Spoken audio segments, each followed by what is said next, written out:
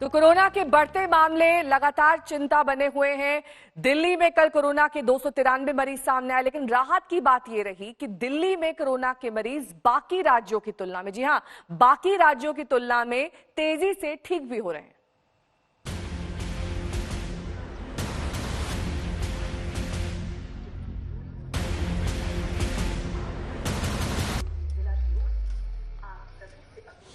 राजधानी दिल्ली के ओखला मंडी की ये सुबह की तस्वीर है। लॉकडाउन और सोशल डिस्टेंसिंग की नसीहतों के बीच देश की राजधानी के बेहद अहम इलाके की यह तस्वीर बताती है कि सब कुछ उसी तरह नहीं चल रहा जैसा चलना चाहिए। शायद लॉकडाउन और सरकार के निर्देशों का पूरी तरह पालन न करने का नतीजा है कि दिल्ली में कोविड-19 के मरीजों की संख्या लगातार बढ़ती जा रही है। ताजा आंकड़ों पर गौर कीजिए।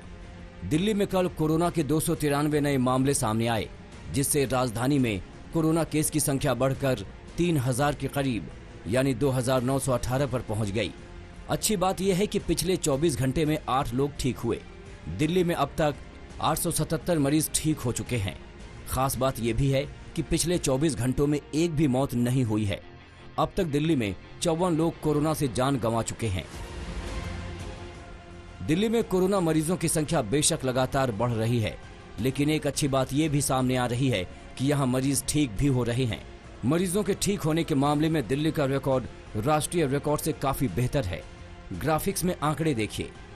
दिल्ली में 2918 में 877 मरीज ठीक हुए हैं।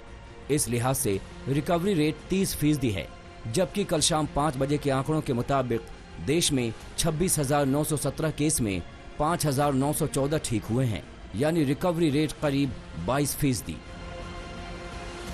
यही वजह है कि दिल्ली अभी लॉकडाउन को लेकर सख्ती जारी रखना चाहती है।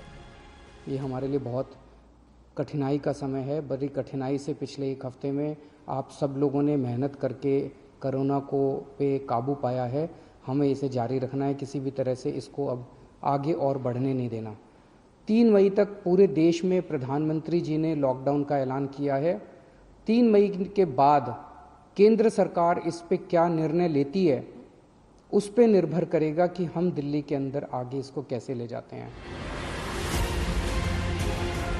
बहरहाल इस बीच कुछ और ऐसे मामले आए हैं जो दिल्ली वालों को परेशान कर सकते हैं। रोहिणी के अंबेडकर अस्पताल के 32 चिकित्सा कर्मियों के कोविड-19 पॉजिटिव आने की खबर है। इसमें डॉक्टर और नर्स भी शामिल हैं। बताया जाता है कि एक गर्भवती महिला के संपर्क में आने से यहां कोरोना फैला। महिला पर कोरोना होने की जानकारी छिपाने का आरोप है। अस्पताल में ही महिला की मौत हो गई थी। उधर रोटरी कैंसर अस्पताल की एक नर्स और उनके 2 बच्चे भी कोरोना पॉजिटिव पाए गए हैं। इस बीच दिल्ली में 24 घंटे के भीतर हॉटस्पॉट की संख्या में 2 का इजाफा हुआ है। कोटला मुबारकपुर में कुम्हार गली से चौपाल चौक, मजलिस बाग और आदर्श नगर की गली नंबर 3, 4 और 5 को हॉटस्पॉट घोषित किया गया है। पंकज जैन के साथ कुमार कुणाल, दिल्ली आज तक।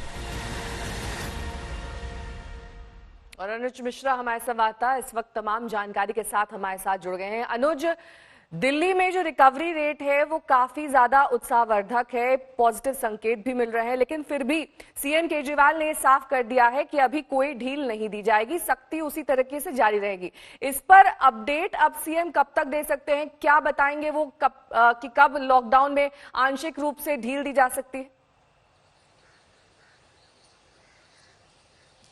जी देखिए, इसके बारे में सीएम ने साफ तौर पे यही कह दिया था कि केंद्र से उनकी जो मीटिंग होगी, जो केंद्र से उनकी बातचीत होगी और 3 मई के बाद ही इस बाबत फैसला लिया जाएगा कि लॉकडाउन को बढ़ाया जाए या नहीं बढ़ाया जाए। लेकिन जाहिर सी बात है, जिस तरीके से दिल्ली में लगातार मामले बढ़ रहे हैं, हालांकि अच्छी बात यह है कि जो रिकवरी रेट है वो बाकी राज्यों की तुलना में बेहतर है।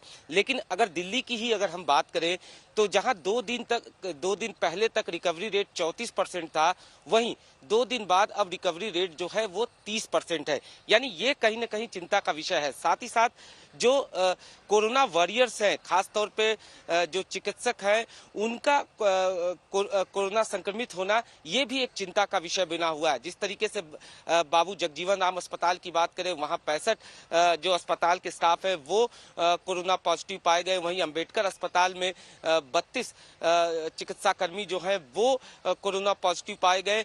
इसी तरीके से दिल्ली के कई अस्पतालों में जिस तरीके से जो स्टाफ है अस्पताल के वो कोरोना पॉजिटिव पाए जा रहे हैं, ये कहीं ना कहीं चिंता का सबब बना हुआ है। और इसी वजह से अरविंद केजरीवाल जो है वो कोई भी फैसला किसी तरीके की जल्दबाजी में नहीं लेना चाहते। वो साफ तौर पे पहले पूरा जो मुआयना करेंगे, समीक्षा करेंगे कि जो स्थिति है वो किस तरीके की स्थिति है, लोगों कोरोना की चेन को तोड़ा जा सके, संख्या में इजाफा न हो, इसके मद्देनजर तमाम तरीके से पहले ये सुनिश्चित कर लेंगे। उसके बाद ही इस बाबत फैसला लिया जाएगा कि क्या लॉकडाउन की मियाद को बढ़ाया जाए या फिर नहीं।